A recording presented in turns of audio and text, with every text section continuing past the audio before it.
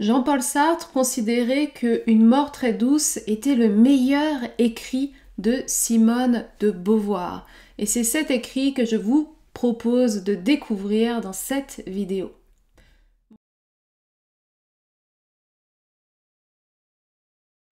Bonjour, je m'appelle Mylène. J'anime un club de lecture destiné aux apprenants de la langue française. Si vous souhaitez découvrir d'autres conseils de lecture, alors abonnez-vous à cette chaîne. Une mort très douce est un récit autobiographique, également un documentaire, publié en 1964. Dans cet écrit, Simone de Beauvoir va nous parler des derniers mois de la vie de sa mère, Françoise de Beauvoir.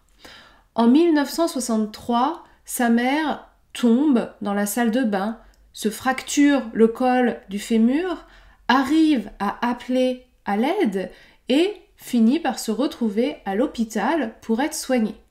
Sauf qu'à l'hôpital, les médecins vont détecter un cancer foudroyant de l'intestin grêle. À partir de là, les choses vont s'enchaîner de manière rapide et tout à fait inattendue. Dans cet écrit, Simone de Beauvoir documente la fin de vie de sa mère. Elle va traiter différents sujets, elle va nous parler de ce monde médical, de l'accompagnement de fin de vie, avec des personnalités, des médecins différents, certains médecins qui veulent utiliser toutes les techniques pour prolonger la vie, alors que la vie ne sera pas forcément agréable par la suite, puisqu'elle sera agonisante. Et puis il y a des médecins qui sont plus dans le relationnel, dans l'accompagnement également du malade. Donc on retrouve ces différents types, ces différentes personnalités. Simone de Beauvoir nous raconte également cette relation mère-fille. Comment était Françoise de Beauvoir avec ses filles quand elles étaient jeunes, quand elles ont grandi? Cette relation est un petit peu particulière. Cette mère a toujours essayé de s'immiscer entre les deux filles.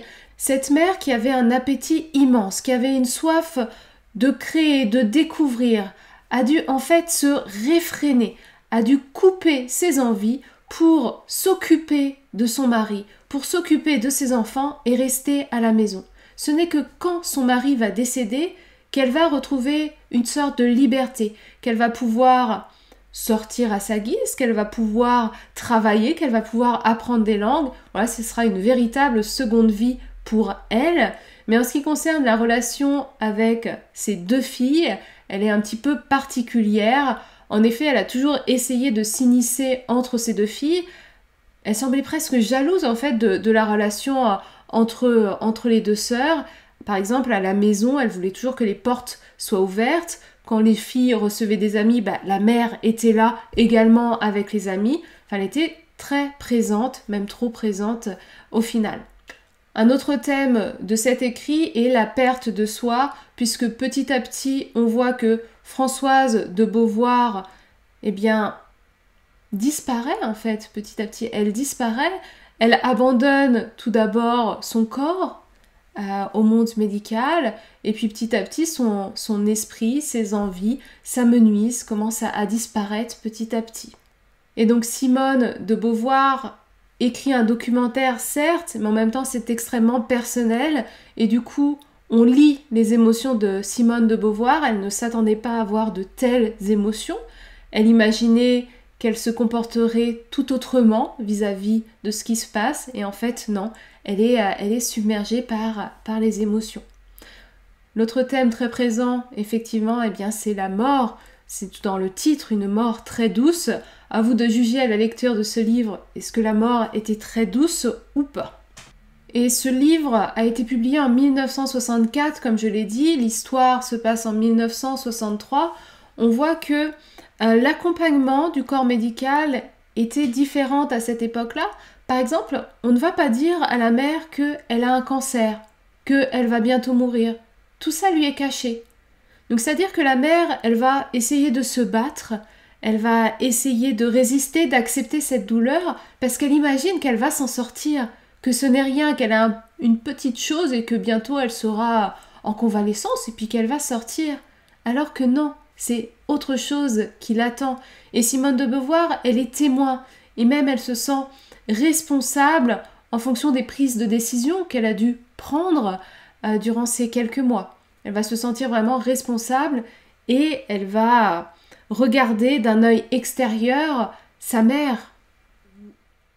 Je vous propose maintenant de vous lire un court extrait de ce roman.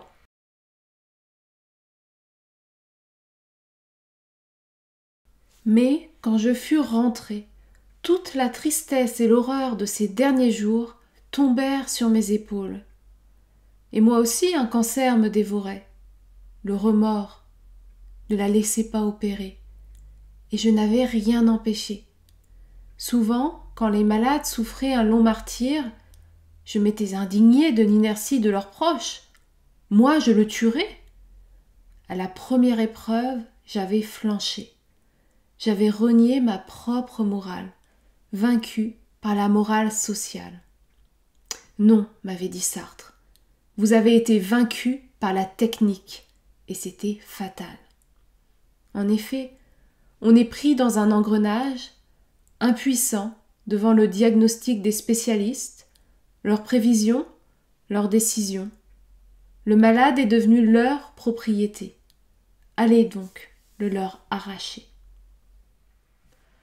Après m'avoir écouté quelques minutes, je vous propose un petit test de compréhension afin de tester tout simplement votre niveau de compréhension.